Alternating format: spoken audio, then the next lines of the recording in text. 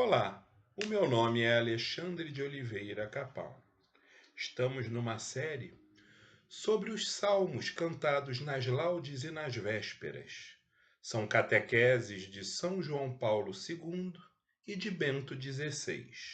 Começamos na semana passada com a análise, o estudo, a catequese do Salmo 50, 51, o Miserere. Hoje continuamos com este mesmo salmo, acerca do qual São João Paulo II fez uma série de catequeses. Espero que vocês possam desfrutar do vídeo e, se gostarem, por favor, curtam, compartilhem e comentem. Muito obrigado e boa catequese. Fiquem em paz.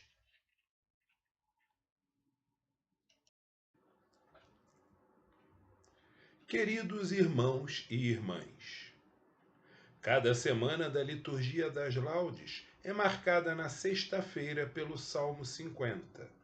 O Miserere, o salmo penitencial mais amado, cantado e meditado, hino ao Deus misericordioso elevado pelo pecador arrependido. Já tivemos ocasião, numa catequese precedente, de apresentar o quadro geral desta grande oração. Em primeiro lugar, entra-se na região tenebrosa do pecado, para aí levar a luz do arrependimento humano e do perdão divino. Depois, exalta-se o dom da graça divina, que transforma e renova o espírito e o coração do pecador arrependido. Esta é uma região luminosa, cheia de esperança e de confiança. Detemo-nos, nesta nossa reflexão, em algumas considerações, na primeira parte do Salmo 50, aprofundando alguns dos seus aspectos. Mas no começo desejaríamos mencionar a maravilhosa proclamação divina do Sinai, que é quase o retrato do Deus cantado pelo Miserere. Javé, Javé, Deus misericordioso e clemente, vagaroso em encolerizar-se, cheio de bondade e fidelidade, que mantém a sua graça até a milésima geração, que perdoa a iniquidade, a rebeldia e o pecado.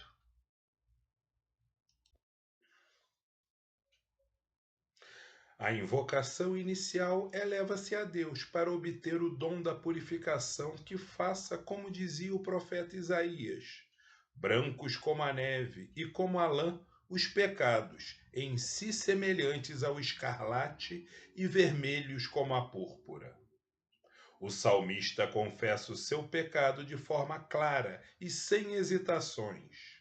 Reconheço de verdade a minha culpa. Contra vós apenas é que eu pequei. Pratiquei o mal perante os vossos olhos. Por conseguinte, entra em cena a consciência pessoal do pecador, que se abre para compreender claramente o seu mal.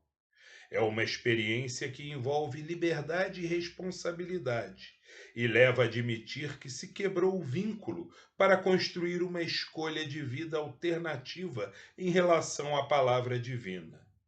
Disto deriva uma decisão radical de mudança. Tudo isto está encerrado naquele reconhecer, um verbo que em hebraico não significa apenas uma adesão intelectual, mas uma opção vital. É o que, infelizmente, muitos não fazem, como nos adverte Orígenes. Há quem, depois de ter pecado, se sinta completamente tranquilo e não se preocupe com o seu pecado, nem tocado pela consciência do mal cometido, mas viva como se nada tivesse acontecido.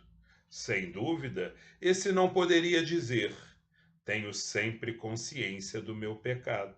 Ao contrário, quando, depois do pecado, o pecador se inquieta e se aflige devido ao seu pecado, quando se sente atormentado pelos remorsos, dilacerado sem tréguas e sofre sobressaltos no seu íntimo que se eleva para o contestar, ele com razão exclama: não há paz para os meus ossos face ao aspecto dos meus pecados.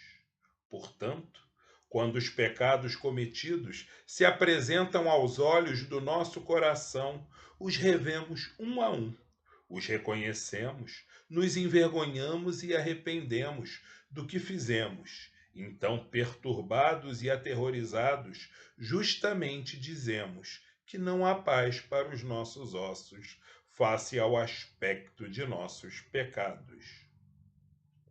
O reconhecimento e a consciência do pecado é, portanto, fruto de uma sensibilidade adquirida graças à luz da palavra de Deus.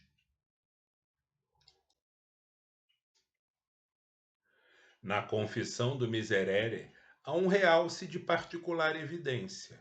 O pecado não é compreendido apenas na sua dimensão pessoal e psicológica, mas é analisado, sobretudo, na sua qualidade teológica.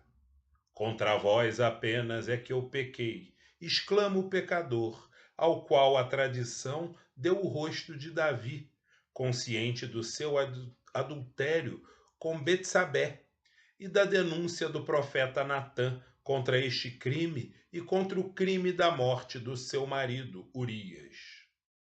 Por conseguinte, o pecado não é apenas uma questão psicológica ou social, mas é um acontecimento que prejudica a relação com Deus, violando a sua lei, recusando o seu projeto na história, alterando a escala dos valores, mudando as trevas em luz e a luz em trevas, isto é, chamando bem ao mal e mal ao bem. Antes de ser uma possível afronta contra o homem, o pecado é antes de mais traição a Deus. São emblemáticas as palavras que o filho, desprovido de bens, pronuncia diante de seu pai, pródigo de amor.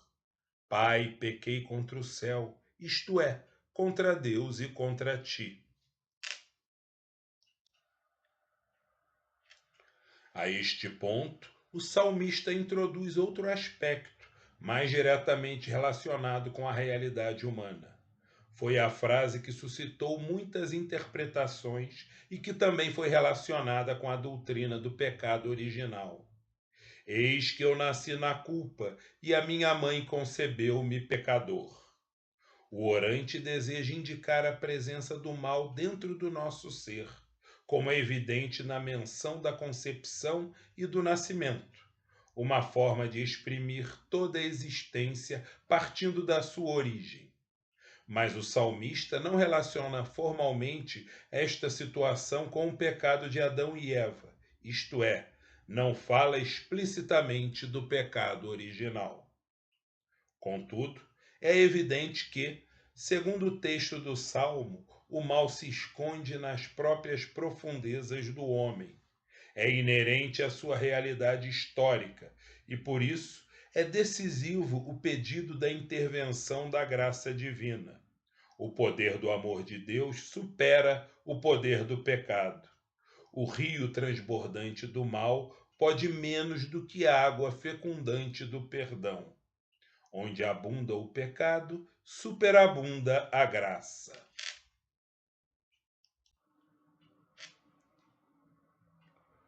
Por este caminho, a teologia do pecado original e toda a visão bíblica do homem pecador são indiretamente recordados com palavras que deixam, ao mesmo tempo, entrever a luz da graça e da salvação.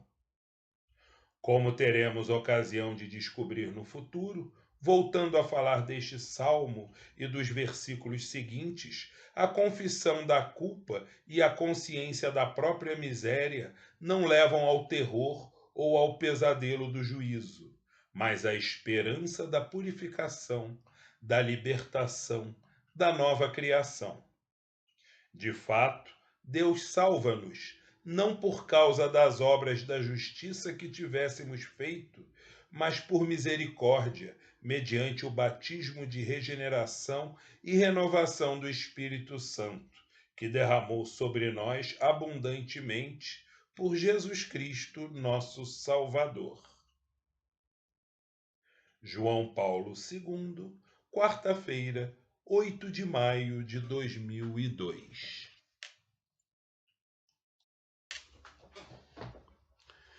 Tende piedade, ó meu Deus, misericórdia.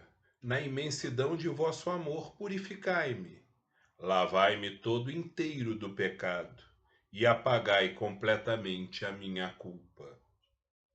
Eu reconheço toda a minha iniquidade. O meu pecado está sempre à minha frente.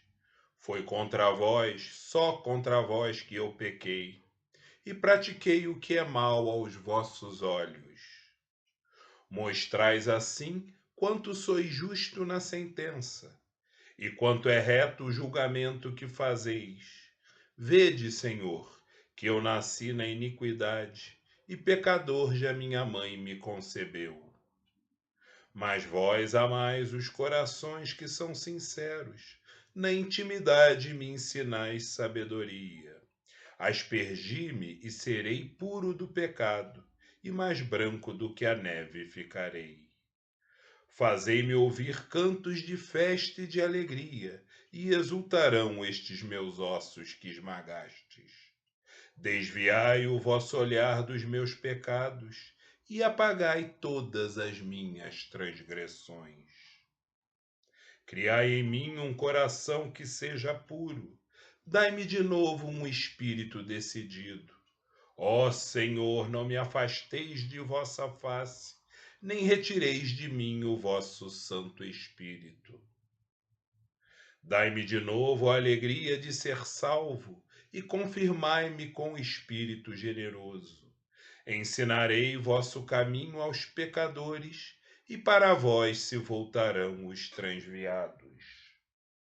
Da morte como pena libertai-me, e minha língua exaltará vossa justiça.